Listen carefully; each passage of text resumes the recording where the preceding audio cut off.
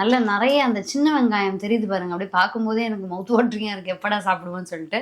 இந்த மாதிரி இருந்தா தான் நமக்கு வந்து போட்டு பொரிச்சு எடுக்கிறதுக்கு ஈஸியா இருக்கும். ஃபர்ஸ்ட் வந்து ரெடியா இருக்கு.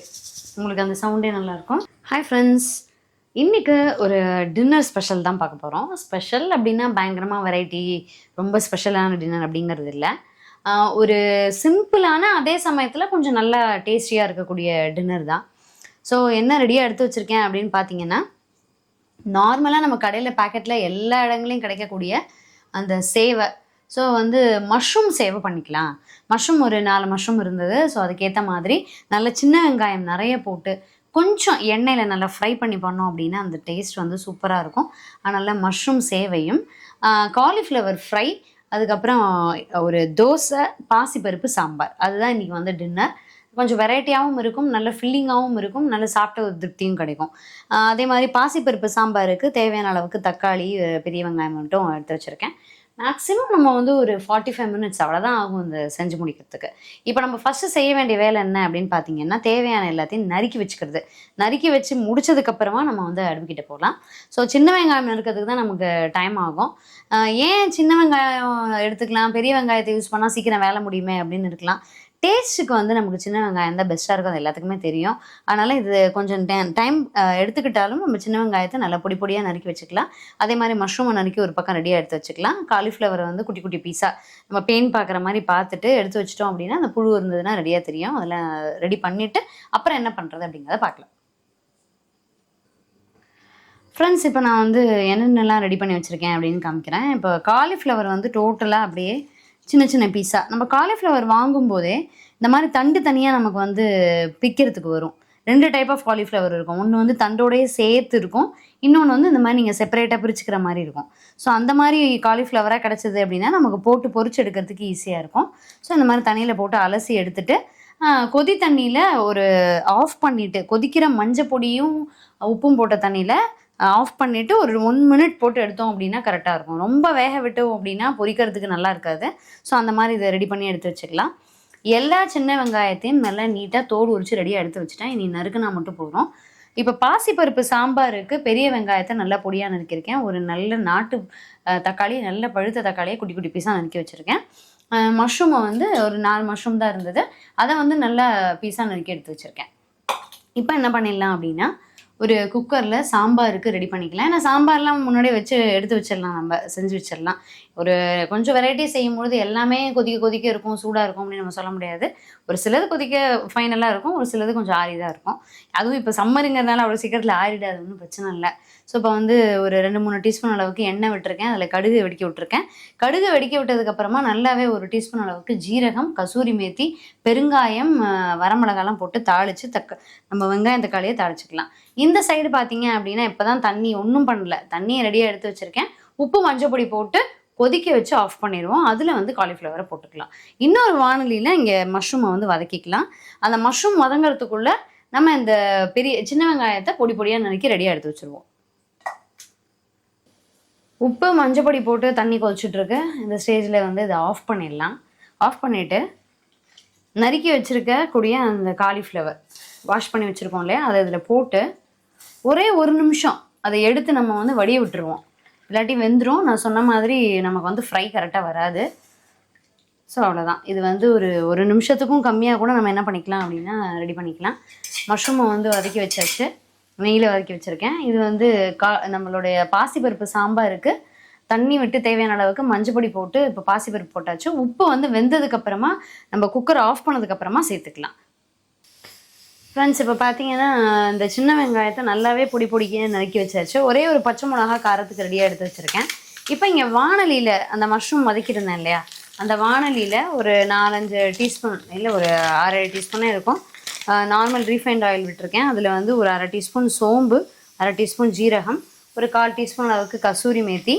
இப்போ இதில் வந்து நம்ம இந்த பச்சை மிளகாவை போட்டுட்டு சின்ன வெங்காயத்தை நல்லா வதக்கிடலாம். சின்ன வெங்காயம் நல்லா கோல்டனாக சூப்பராக வதங்கட்டும். அப்போ தான் நமக்கு டேஸ்ட்டு வந்து சூப்பராக இருக்கும்.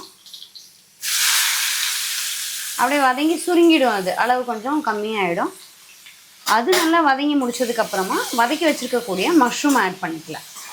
ஸோ இங்கே நான் பக்கத்தில் என்ன பண்ணி வச்சுருக்கேன் அப்படின்னு பார்த்தீங்கன்னா, இது வந்து நம்ம சேவையை சூடு பண்ணுறதுக்கு. ஏன்னா காலம்பரை பர்ச்சேஸ் பண்ணி ஃப்ரிட்ஜுக்குள்ளே இருந்தது. அதனால் இதை வந்து சூடாக்கிக்கிட்டு நம்ம வந்து பண்ணிக்கலாம். ஸோ அந்த சேவையை வந்து கட் பண்ணி எவ்வளோவே நம்ம ஃபுல்லாக வேணும்னா ஃபுல்லாக போட்டுக்கலாம். இல்லை நமக்கு எவ்வளவு குவான்டிட்டியோ அந்த அளவுக்கு போட்டு நல்ல ஒரு 5 நிமிஷம் தண்ணி கொதிக்கணும். கொதிச்சதுக்கப்புறமா 5 நிமிஷம் நம்ம அதை சூடு பண்ணோம் அப்படின்னா நல்லா பொலன்னு சூப்பராக அப்போ பண்ண மாதிரியே இருக்கும். அந்த சூடு பத்தலை, ஆவி பத்தலை அப்படின்னா அது வந்து ரொம்ப ஹார்டாக இருக்கும். அந்த சேவை வந்து அப்படியே நெத்து நெத்தாக நல்லா இருக்காது ஃப்ரிட்ஜுக்குள்ளே வச்சு எடுத்தோம் அப்படின்னா. ஸோ அதனால் நல்லா வந்து வேக வச்சு எடுத்துக்கலாம். நமக்கு வந்து பாசிப்பருப்பு சாம்பார் ரெடி ஆகிக்கிட்டே இருக்குது. இன்னும் ஒரு சவுண்டு வந்ததுக்கப்புறமா ஆஃப் பண்ணிடலாம். அதை ஆஃப் பண்ணிவிட்டு ப்ரெஷர் போனதுக்கப்புறம் ஓப்பன் பண்ணிக்கலாம். இப்போ காலிஃப்ளவர் நான் சொன்ன மாதிரி ஒரே ஒரு அந்த கொதிக்கிற தண்ணி ஆஃப் பண்ணிவிட்டு ஒரு நிமிஷம் போட்டு எடுத்துட்டேன். இப்போ இதுக்கு தேவையான அளவுக்கு மாவு என்னென்னங்கிறத எடுத்து வச்சுட்டு காமிக்கிறேன் உங்களுக்கு. காலிஃப்ளவர் ஃப்ரைக்கு 50 கிராம் அளவுக்கு பஜ்ஜி மாவு, அதுலேயே வந்து உப்பு, அந்த பஜ்ஜி மாவுக்குரிய காரம் எல்லாமே ஆட் ஆகிருக்கும். ஒரு 2 டீஸ்பூன் அளவுக்கு மைதா மாவு, ஒரு 2 டீஸ்பூன் அளவுக்கு அரிசி மாவு எடுத்திருக்கேன்.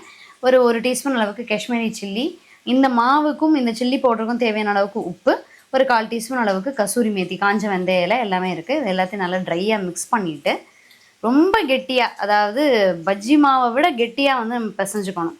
லைட்டாக தண்ணியை தெளித்து அது கூட வந்து என்ன பண்ணிக்கலாம் அப்படின்னா, இந்த காலிஃப்ளவரை போட்டு நல்லா பெசரி எடுத்து வச்சுட்டு அப்புறம் நம்ம எண்ணெயில் போட்டு பொரிச்சு எடுத்துடலாம். இப்போ நம்மளுடைய சேவைக்கு வந்து வெங்காயம் நல்லா வதங்கினதுக்கப்புறமா ஒரு 3/4 நல்லா பழுத்த நாட்டு தக்காளியை குட்டி குட்டியாக நறுக்கி ரெடியாக எடுத்து வச்சுருக்கேன். அதை போட்டிருக்கேன். இது நல்லா இன்னும் வதங்கட்டும். இது கூட வந்து நம்ம என்னென்னலாம் மசாலா பொருள் ஆட் பண்ண போகிறோங்கிறத பார்த்துடலாம்.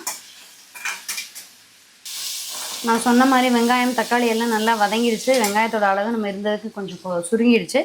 இது கூட வந்து ஒரு 3/4 டீஸ்பூன் அளவுக்கு காஷ்மீரி சில்லி, 1 டீஸ்பூன் அளவுக்கு தனியா பவுடர், அதாவது நம்மளோட கொத்தமல்லி பொடி, அப்புறம் ஒரு 3/4 டீஸ்பூன் கரம் மசாலா, 1/2 டீஸ்பூன் அளவுக்கு பிரியாணி மசாலா, ஒரு 1/2 டீஸ்பூன் அளவுக்கு நார்மல் நம்ம வீட்டில் வச்சுருக்கக்கூடிய எந்த மசாலா, சன்னா மசாலா நான் போட்டிருக்கேன். நீங்கள் வேறு எதாவது மசாலா வச்சுருந்தாலும் யூஸ் பண்ணிக்கலாம்.